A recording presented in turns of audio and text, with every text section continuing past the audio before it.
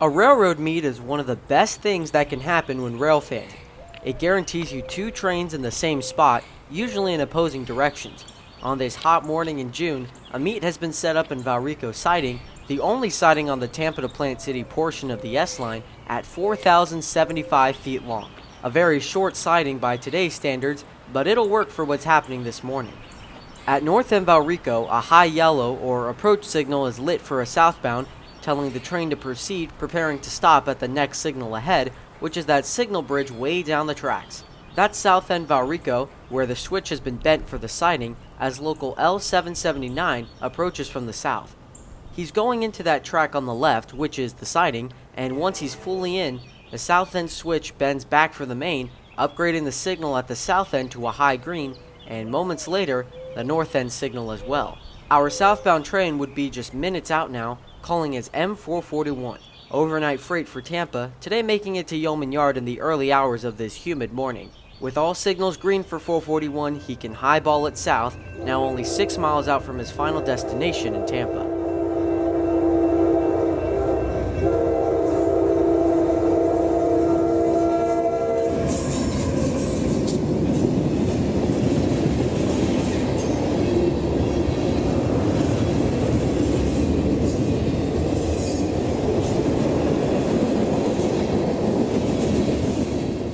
M441 is a daily train of general merchandise for Tampa, consisting of everything in the book, from cuts of boxcars, tanks, rock, and auto racks.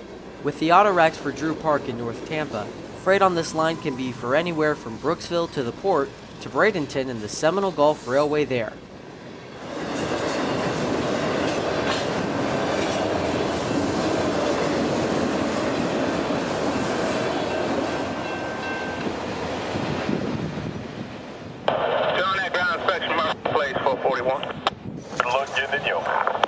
With 441's 12,000 feet of train now past the north end, the switch bends for the siding, giving L779 a signal to proceed out of the siding and back onto the main line.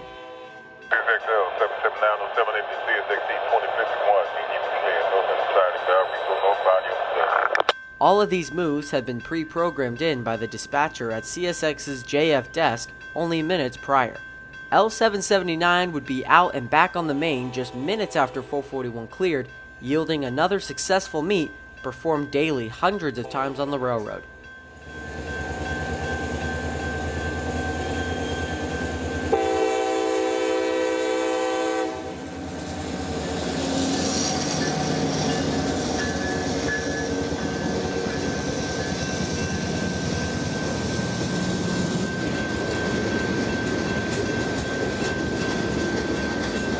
Sometimes a train needs to bypass another, which also fits the category of a meet. However, both trains are headed in the same direction.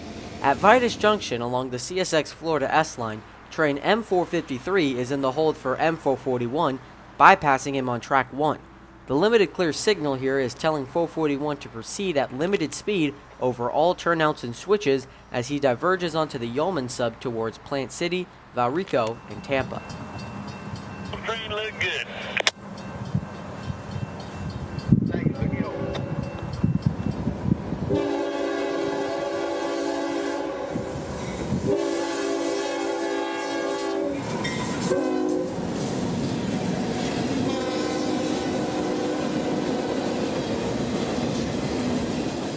The dispatcher would be holding 453 in track 2, as M452, his northbound counterpart, was to meet him here at Vitus.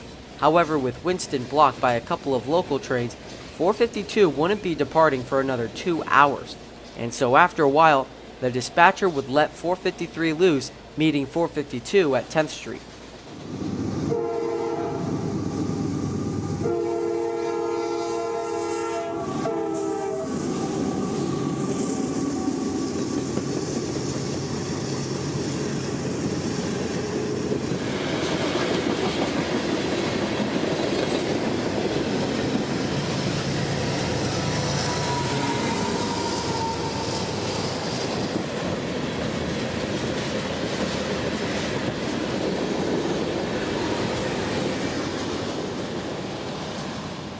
We're at Lumberton, the northernmost signal on the Vitus sub, before becoming the Wildwood sub just around the corner at Vitus Junction. Coming out of Lakeland, this ex-Atlantic coastline main runs northwest from Lakeland Junction to here at Vitus. Between Kathleen and Vitis, there are only 2 road crossings, making this by far the most inaccessible line in Central Florida. Built by ACL in the late 1800s, the line traversed over 10 miles of swampland, mostly built on fill, on its way to High Springs, Florida, and DuPont, Georgia. Today the line ends at Vitis, with the double track starting here known as Lumberton. About 40 minutes after 453 is by, the signal lights up to a high green, telling 452 the line is clear, full speed ahead. CSXT M45206 got a clear at Lumberton, locomotive CSXT 848. We're heading northbound. Single main to that track, number 1 out.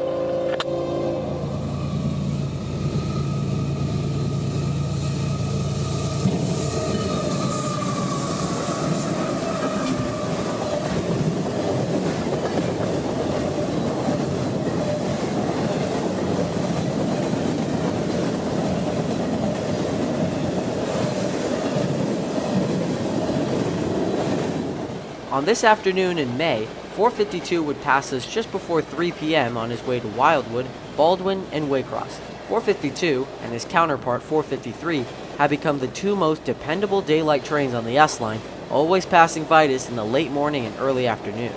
Although there are no set schedules for freights, trains tend to run in time slots after a while, always slightly varying times between crew shifts and the originating yard. There are the times, however, that trains like this M452 can be delayed, ultimately pushing back their departure times. Usually a sunrise train in Lakeland, 452 would be coming into Winston at 9 a.m., about 3 hours later than usual. With 2 massive GE locomotives pulling, 452 would have 10,000 feet of loaded rock from South Florida, making those engines work as they crested the hill.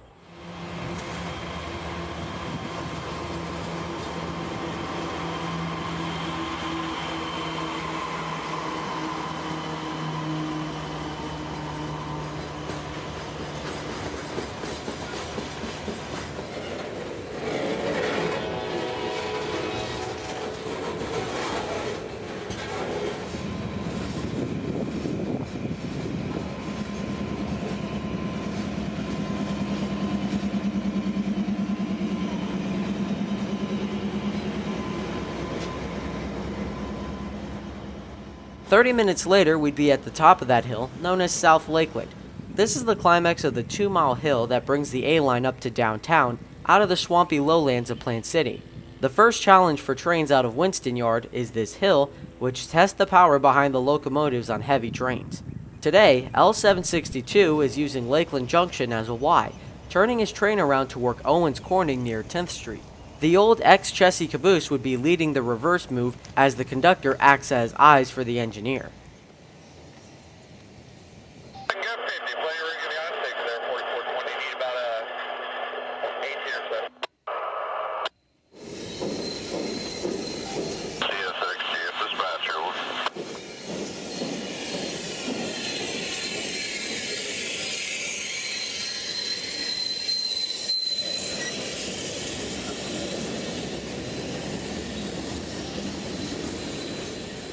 Two locomotives, CSX 2036 and CSX 4420, would be on duty this morning for L762, the leader being an ex-Conrail Jeep 40-2 built in May of 1978. The duo of engines and the shoving platform would make this a welcome catch amidst the modern but mundane motive power of present day.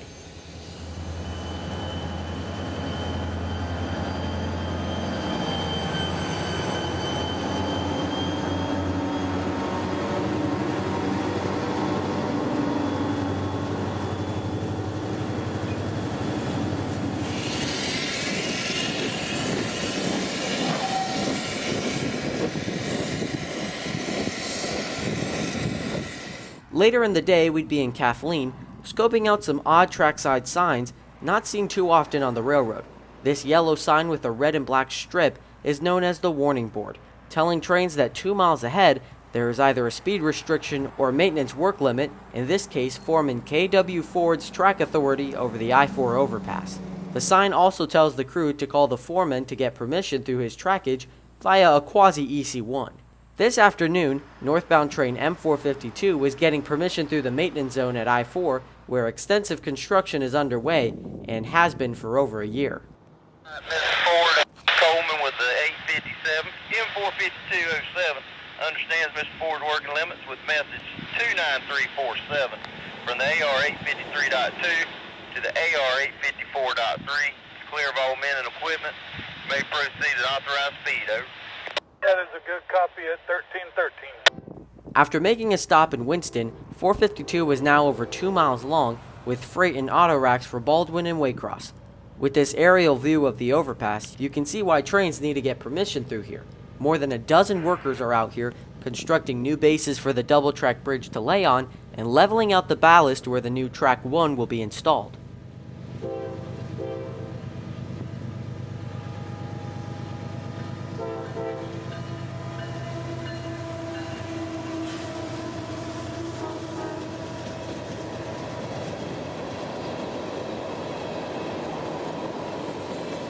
While the Vitus sub isn't known for being overly busy, JA dispatcher Bryant Mills says that the double track is very much necessary, with L762 switching 3 daily customers on the current single track, a headache for dispatchers at rush hour.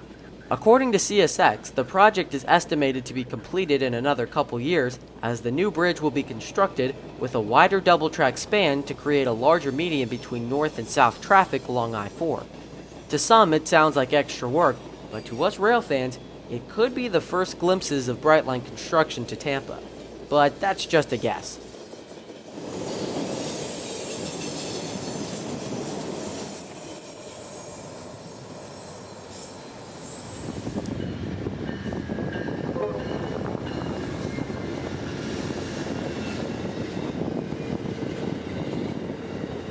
Amtrak 91 is always a midday usual on his way in and out of Tampa.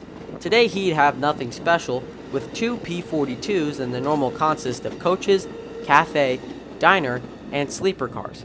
However, on another hot June morning, PO91 would have engine 46 leading their 50-year anniversary Phase 5 Heritage unit.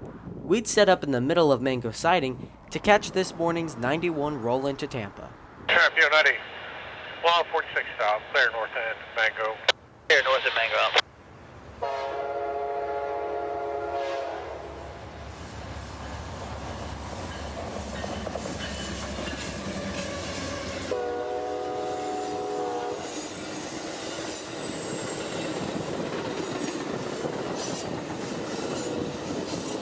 PO90, 46 south, has clear. South end Mango, entering field channels working authority. Main track south. Just minutes later, L780, the Tampa to Lakeland A-line local, would get his signals to return to Tampa from Cherry Siding in Plant City, following Amtrak 91 on approaches. As we set up at the ABS distant to AY signal, you can hear him passing another track foreman on the line, today cutting brush that had begun to branch out close to the main line in Mango. L780 look good going by. I appreciate it.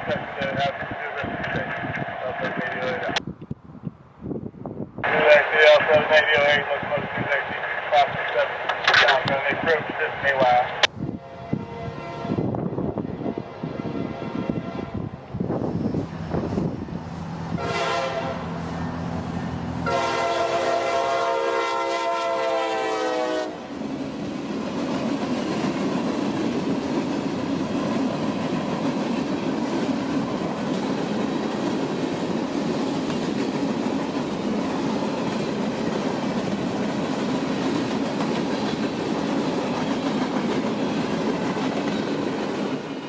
Central Florida has been yielding some pretty interesting railroad operations the past few months, and I hope that this summer I can continue to cover them more than ever. But today, this is all that I've compiled over the past few weeks, and I hope y'all enjoyed. So until we meet again somewhere trackside, this is Christian from Multicolor Films.